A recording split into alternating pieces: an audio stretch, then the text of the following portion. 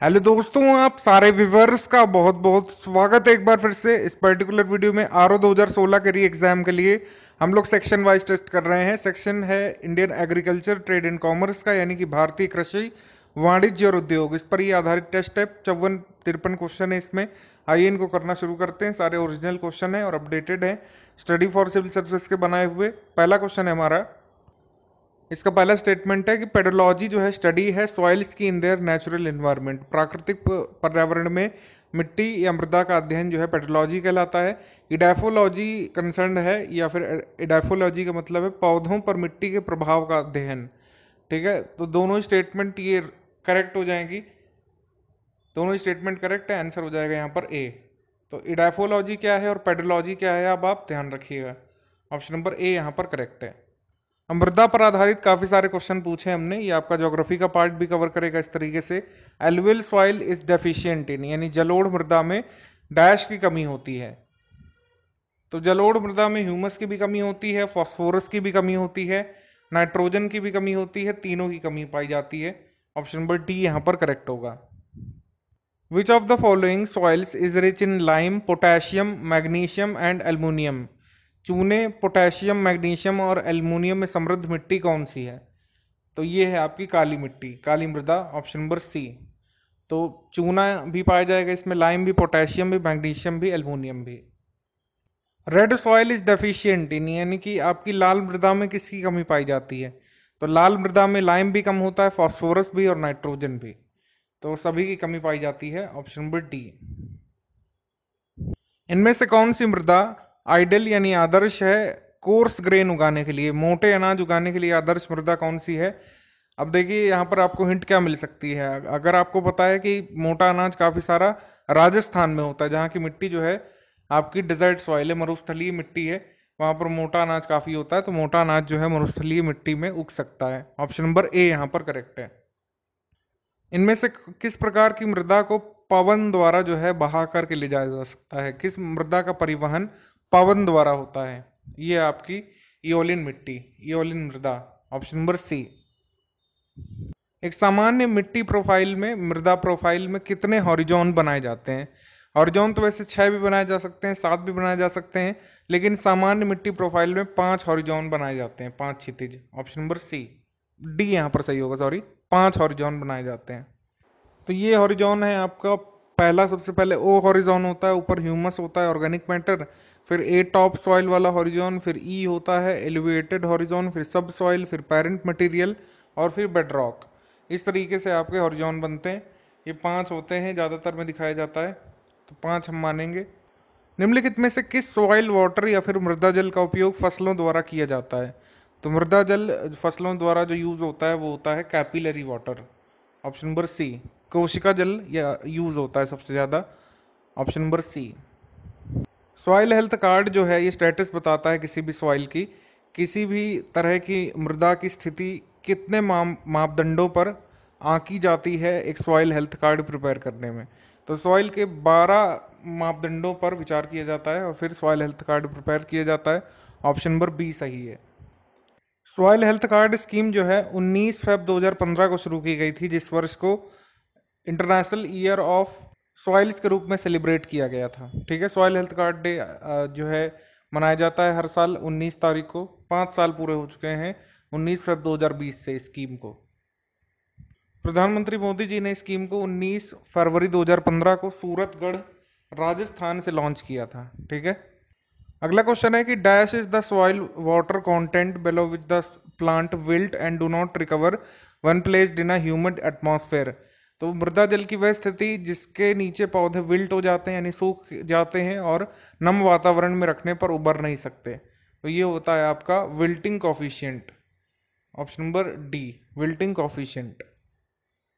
सर्वाधिक humus content जो है ये किस तरह की सॉइल में होगा? ब्लैक में, लेटराइट में, रेड में या पीट सॉइल में? तो ये होगा पीट सॉइल में, ऑप्शन नंबर डी। इनमें से किस तत्व की जरूरत पड़ेगी अर्ली राइपनिंग ऑफ फ्रूट्स के लिए? यानी फलों के जल्दी पकने के लिए कौन सी सामग्री आवश्यक है? वैसे तो आप देखेंगे इथीन काफी प्रोमिनेंटली यूज होती है, लेकिन हम इस समय एक तत्व यानी कि एलिमेंट की बात कर रहे हैं, कंपाउंड के बारे में बात नहीं हो रही है। तो इसका आंसर जाएगा आपका फॉस्फोरस, ऑप्शन नंबर ए। इनमें से कौन सा प्रमुख पौधा पोषक या फिर कह सकते हैं मेजर प्लांट न्यूट्रिएंट नहीं है? एक्चुअली इसमें पूछा है कौन सा है, तो नाइट्रोजन भी है, फास्फोरस भी है, पोटाश भी है, तीनों जो है आ जाएंगे मेजर प्लांट न्यूट्रिएंट में। Option number D.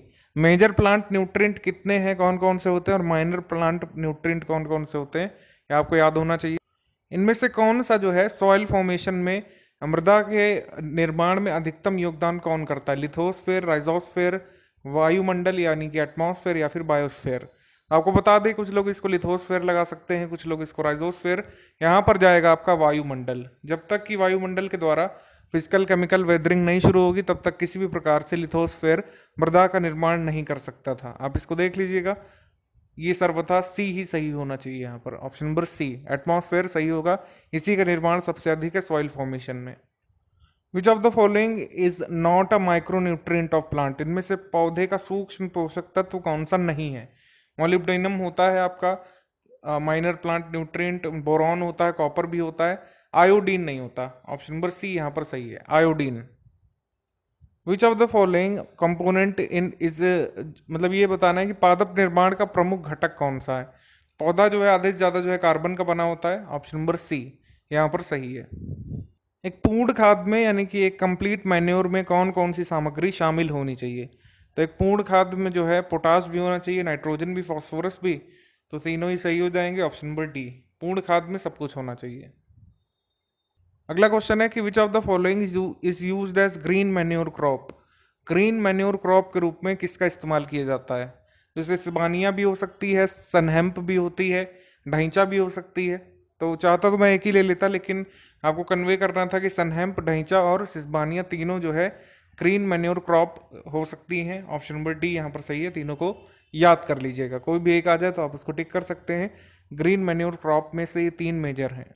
अब दो कॉलम वाला क्वेश्चन है मैचिंग वाला। इस एक तरफ जो है फसल के नाम दिया हुआ है और दूसरी तरफ ये दिया हुआ है कि कौन कौन से जो ये ऑर्गेनिज्म है इसको सपोर्ट करते हैं, नाइट्रोजन फिक्सेशन इन फसलों के लिए जो जो करते हैं उनका नाम गिवन है। आपको बताना है कौन सा सही ढंग से मेल नहीं खाता है, तो यानी कि कौन सा जो है गलत मिलाया गया ये बताना है। तो धान के लिए एजोला करता है नाइट्रोजन फिक्सेशन, तिलहन के लिए एजोटोबैक्टर करता है, दाल के लिए राइजोबियम करता है। तो ये गलत नहीं है, तीनों तीनों के तीनों सही हैं, सही मिलाए हुए हैं, तो गलत कोई भी नहीं है। ऑप्शन नंबर सी हमारा आंसर होगा, तीनों सही मिलाए हुए हैं। इनमें से किस प्रकार के इरोजन को, किस प्रकार के मिट्टी के कटाव को किसान की मृत्यु के नाम से जाना जाता है? क्योंकि ये इस तरह का मिट्टी का कटाव बहुत हानिकारक होता है फसल के लिए और काफ़ी सारे न्यूट्रिएंट्स को उड़ा ले जाता है। तो ये है शीट इरोजन, ये टॉप सॉइल को हार्म करता है और बहुत ज़्यादा हानिकारक है फसल के लिए। Option number B. In which of the following soils mangrove vegetation flourishes? निम्नलिखित में से किस मृदा में मैंग्रोव वनस्पति पनपती है? तो ऑब्वियसली इसका आंसर हो जाएगा मार्शी मिट्टी, मार्शी सॉइल्स, जो सुंदरबन डेल्टा में आपको देखने को मिलती है। ऑप्शन नंबर ए। निम्नलिखित में से किस मिट्टी में सिंचाई की कम आवश्यकता पड़ती है? तो कम सिंचाई लगती है ब्लैक सॉइल में। ऑप्शन नंबर सी, काली मृदा। निम्नलिखित में से कौन सी बीमारी गेहूं को सबसे ज्यादा प्रभावित करती है? तो गेहूं में अक्सर जो है रस्ट लग जाता है, ब्लैक रस्ट लग जाता है, ब्राउन रस्ट, लूज स्मट्स भी लग जाते हैं और लोकल भी हो जाता है उसमें। तो तीनों ही बीमारी जो है गेहूं में हो सकती है। Option number D. दूध की सफेद रंगत किसकी उपस्थिति के कारण होती है? तो दूध का रंग सफेद होता है कैसिन के कारण। Option number A. According to the World Bank India position is dash in terms of economy? अर्थव्यवस्था के मामले में पूरे विश्व में भारत का स्थान क्या है? बजट 2020-21 के बाद अगर हम बात करें तो भारत का स्थान है यहाँ पर 5वां। Option number D. एफडीआई प्रवाह के मामले में भारत में शीर्ष देशों में भारत की रैंक क्या है? तो शीर्ष देशों में भारत की रैंक है 10वीं एफडीआई प्रवाह के मामले में। ऑप्शन नंबर ए। निम्नलिखित में से कौन सा राज्य रॉ सिल्क के उत्पादन में प्रथम स्थान पर है? रॉ सिल्क के उत्पादन में प्रथम स्थान पर है Karnataka. Option number D. Rail route की लंबाई के हिसाब से अगर हम देखें, रेल रूट की लंबाई के मामले में कौन सा राज्य प्रथम पर है? तो रेल रूट की लंबाई सबसे ज्यादा है उत्तर प्रदेश में। ऑप्शन नंबर सी। भारत में विदेशी पर्यटकों के आगमन के मामले में कौन सा राज्य तीसरे स्थान पर है? तो तीसरे स्थान पर है आपका Uttar Pradesh. Option number B. वहीं अगर पूछ लें कि विदेशी पर्यटकों के आगमन के मामले में प्रथम स्थान पर कौन है, पहला राज्य कौन सा है जहाँ पर सबसे ज़्यादा विदेशी टूरिस्ट आते हैं? वो है महाराष्ट्र, ऑप्शन नंबर सी। विश्व में कुल कृषि भूमि या कृषि योग्य भूमि एरेबल लैंड के मामले में भारत की रैंक क्या है? एरेबल लैंड के मामले में भारत की रैंक है प्रथम। विश्व में सबसे ज्यादा एरेबल लैंड भारत में है, ऑप्शन नंबर सी। निम्नलिखित में से कौन सा पेयर जो है सही ढंग से मेल नहीं खाता? एक तरफ उत्पादन जिसका जिसका है और जिसमें रैंक इंडिया की है उसके हिसाब से बताना है कौन सा जो है सही ढंग से मेल नहीं खाता, यानी गलत मिलाया हुआ है। तो दूध में इंडिया की रैंक फर्स्ट है, करेक्ट है। भैंस के प्रोडक्शन में इंडिया की रैंक फर्स्ट है, करेक्ट है। दालों के प्रोडक्शन में फर्स्ट है इंडिया की रैंक, और आम के प्रोडक्शन में फर्स्ट है इंडिया की रैंक। तो यहाँ पर हम लगा देंगे सी, यानी कि सारे के सारे सही ढंग से मेल खाते हैं, गलत कोई नहीं है। सेम इसी तरह का क्वेश्चन है, क्वेश्चन नंबर 32 की तरह, कौन सा सही ढंग से मेल नहीं खाता है बताना है। तो अमरूद के प्रोडक्शन में भारत की रैंक दी गई है पूरे विश्व में दूसरी, जबकि ये इनकरेक्ट है। अमरूद के प्रोडक्शन में इंडिया की रैंक फर्स्ट है, केले में भी फर्स्ट है, भिंडी में भी फर्स्ट है और नींबू में भी फर्स्ट है। तो इंडिया की रैंक इन चारों में भी फर्स्ट है। तो गलत ढंग से मेल खाता है केवल ऑप्शन नंबर 1, यानी कि बी। अगला क्वेश्चन है क्वेश्चन नंबर 34। इसमें भी सेम क्वेश्चन है, कौन सा जो है गलत ढंग से मेल खाता है, यानी कि जो कौन सा सही नहीं मिलाया हुआ है बताना है। तो जूट के प्रोडक्शन में इंडिया की रैंक जो है फर्स्ट है, ये रॉन्ग दिया हुआ है। और पपीता के प्रोडक्शन में इंडिया की रैंक फर्स्ट है, सही दिया है। तंबाकू के प्रोडक्शन में सेकंड है और गन्ने के प्रोडक्शन में भी सेकंड है, ठीक है। तो 1 जो है गलत ढंग से मिलाया हुआ है, 3 गलत ढंग से मिलाया हुआ है और 4th वाला भी गलत ढंग से मिलाया हुआ है। तो इसका आंसर हो जाएगा आपका option number D, 1, 3 and 4, 1, 3, 4। Again वही क्वेश्चन कि कौन सा जो है गलत ढंग से मिलाया हुआ है। प्रोडक्शन रेशम का, मवेशियों का, वेजिटेबल का, फल का। तो पहला वाला जो है गलत ढंग से मेल खाता है, यहाँ पर सेकंड लिखा होना चाहिए। चाइना जो है सिल्क के उत्पादन में प्रथम पर है, भारत दूसरे पर है। मवेशियों के में सेकंड पर है इंडिया, वेजिटेबल के में सेकंड पर है और फलों के में भी सेकंड पर है। तो कौन सा सही ढंग से मेल नहीं खाता है? केवल एक, यानी कि option number B. 36 number question एक बार फिर से वही, उत्पादन गेहूं, चावल, चाय, मूंगफली। तो गेहूं में इंडिया की रैंक जो है लेटेस्ट एस्टिमेट्स के हिसाब से भी अगर हम देख लें, पहले जब वीडियो बना था तब भी यही थी, और एक बार फिर से चाइना जो है टॉप पर है, तो इंडिया जो है सेकंड पर है, फर्स्ट पर नहीं है। तो पहला जो है गलत ढंग से मेल खाता है। चावल के में इंडिया सेकंड पर है अभी तक, और चाय में भी सेकंड पर है, मूंगफली में भी सेकंड पर है। तो कौन सा जो है सही ढंग से मेल नहीं खाता है? केवल एक, यानी कि option number B. Again same question है, कौन सा जो है सही ढंग से मेल नहीं खाता है, यानी कि मैचिंग जो है रॉन्ग है। मांस के उत्पादन में इंडिया जो है मीट के उत्पादन में फर्स्ट पर है, सेकंड पर नहीं है, ठीक है। तो ये जो है रॉन्ग है। और बाकी कुल खाद्यान्न में तीसरे पर है, करेक्ट। कुल खट्टे फलों में तीसरे पर, रेपसीड में तीसरे पर, ये सब सही है। तो एक बार फिर से हमारा आंसर हो जाएगा केवल एक, यानी ऑप्शन नंबर बी, यहाँ पर फर्स्ट होना चाहिए। शुद्ध सिंचित भूमि के मामले में कौन सा राज्य प्रथम स्थान पर है बताना है। असम, बिहार, महाराष्ट्र, उत्तर प्रदेश में शुद्ध सिंचित भूमि के मामले में उत्तर प्रदेश प्रथम स्थान पर है, ऑप्शन नंबर डी। अब dash are the major source of irrigation in Uttar Pradesh. तो उत्तर प्रदेश में सिंचाई का प्रमुख स्रोत क्या है? Tubewell, option number B. Uttar Pradesh का कितना भौगोलिक क्षेत्र जो है वन आच्छादित है? वन आच्छादित है 6.15%, ऑप्शन नंबर बी। आप मुझे कमेंट करके बताइए कि अगर इसमें ट्री कवर भी मिला दें तो ये फिगर कितना बैठेगा। अगला क्वेश्चन है कि भारत का कुल भौगोलिक क्षेत्र कितना वन आच्छादित है? भारत के कुल भौगोलिक क्षेत्र का डैश प्रतिशत वन आच्छादित है? ये प्रतिशत है 21.64%, ऑप्शन नंबर बी। भारत में पौधों की सर्वाधिक प्रजातियां कहां पर पाई जाती हैं? अब इस क्वेश्चन का सोर्स क्या है? इस क्वेश्चन का सोर्स है Indian state of forest report. तो भारत में सर्वाधिक पौधों की प्रजातियां पाई जाती हैं अरुणाचल प्रदेश में, ऑप्शन नंबर डी। तुमसे बताना है कौन सा सही ढंग से मेल नहीं खाता है। सर्वाधिक वृक्ष आच्छादन जो है ये मध्य प्रदेश में नहीं है, ठीक है।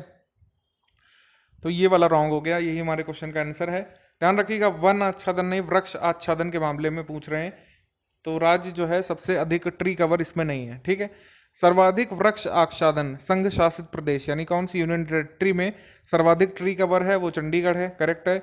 और सर्वाधिक बांस का क्षेत्रफल कहाँ पाया जाता है? सर्वाधिक बांस क्षेत्रफल वाइज उगाए जाते हैं, मतलब लगाए जाते हैं आपके मध्य प्रदेश में करेक्ट है। और मैंग्रोव जो है कार्बन सिंक का काम करते हैं। ये जनरल नॉलेज का क्वेश्चन, जनरल आपका अवेयरनेस का, ये करेक्ट है। ऑप्शन नंबर ए इसमें रॉन्ग है। भारत में ऊर्जा उत्पादन के निम्नलिखित स्रोतों को सही ढंग से व्यवस्थित करना है। भारत का आज भी सर्वाधिक हिस्सा कोल से आता है, ठीक है, कोयले से, यानी तापीय ऊर्जा से, यानी कि 3 पहले होना चाहिए, तो ये एलिमिनेट हो गया, ये एलिमिनेट हो गया। अब खाली थर्ड और फोर्थ बच रहे हैं, ठीक है। उसके बाद तापीय ऊर्जा के बाद अक्षय ऊर्जा का हिस्सा आता है, जब से बीजेपी गवर्नमेंट आई है। मतलब ये कोइंसिडेंस भी हो सकता है, काफी ज्यादा वो लोग जो है अक्षय ऊर्जा पर फोकस कर रहे हैं 2014 से ही, और लक्ष्य भी 175 गीगावाट तक ले जाने का 2022 तक। हालांकि ये आगे जाएगा बिल्कुल कोरोना के कारण, लेकिन हमारे क्वेश्चन में तो तापीय के बाद आएगा अक्षय ऊर्जा का हिस्सा। तो अब यहाँ पर हमारा ये ऑप्शन सही हो चुका है, क्योंकि फोर्थ ऑटोमेटिकली एलिमिनेट हो गया। उसके बाद जो है हाइड्रो से हम लोग लेते हैं पावर, और फिर लेते हैं परमाणु से सबसे कम लेते हैं। ऑप्शन नंबर 3 हमारा आंसर सही है। यहाँ पर हमको बताना है which state ranks first in terms of per capita state GDP at current prices, यानी 28 फरवरी 2019 तक के उपलब्ध आंकड़ों के अनुसार वर्तमान मूल्य पर कौन सा राज्य जो है प्रथम स्थान पर है प्रति व्यक्ति राज्य जीडीपी के मामले में। तो ये है गोवा, ऑप्शन नंबर सी। आप मुझे कमेंट करके बताइए कि आप जिस डेट पर वीडियो देख रहे हैं क्या ये सच है, और बताइए हमको कमेंट करके जरूर क्या ये डेटा चेंज हुआ है। अगला क्वेश्चन है हमारा कि रेगर मिट्टी जो है इसको और किस नाम से जानते हैं। एनसीईआरटी क्वेश्चन है। रेगर मिट्टी को हम ब्लैक सॉइल के नाम से जानते हैं, option number A black soil, काली मृदा। ऑप्शन नंबर बी है, सॉरी। कुल बायो पावर क्षमता के मामले में प्रथम स्थान पर कौन है। तो कुल बायो पावर क्षमता के मामले में प्रथम स्थान पर है महाराष्ट्र। कुल सौर ऊर्जा क्षमता के मामले में प्रथम स्थान पर कौन है। कुल सौर ऊर्जा क्षमता के मामले में प्रथम स्थान पर है कर्नाटक, ऑप्शन नंबर सी। और अगर पूछ ले रूफ टॉप इंस्टॉल्ड कैपेसिटी के मामले में फर्स्ट पर कौन है, तो गुजरात है। छत पर इंस्टॉल्ड कैपेसिटी के मामले में गुजरात है। कुल पवन ऊर्जा क्षमता के मामले में प्रथम स्थान पर कौन है। 2019 तक के डेटा जो उपलब्ध है हमारे पास, उसके मतलब ये उसके तहत जो है तमिलनाडु फर्स्ट पर है टोटल विंड पावर कैपेसिटी में, ऑप्शन नंबर डी। कुल बिजली उत्पादन क्षमता के मामले में पहले स्थान पर कौन है बताना है, तो इसका आंसर हो जाएगा B Maharashtra, option number B. Bharat की कृषि भूमि यानी कि एरेबल लैंड सिंचित क्षेत्र में निम्न में से किस कारणों से खारी हो रही है बताना है। तो इसका कारण है अत्यधिक सिंचाई यानी कि over irrigation, option number B. Major कारण यही है। निम्नलिखित में से क्या भारत में सर्वाधिक मृदा क्षरण का मुख्य कारण है। तो भारत में सबसे अधिक जो इरोजन होता है वो किसके कारण होता है, पवन से। Option number a wind erosion.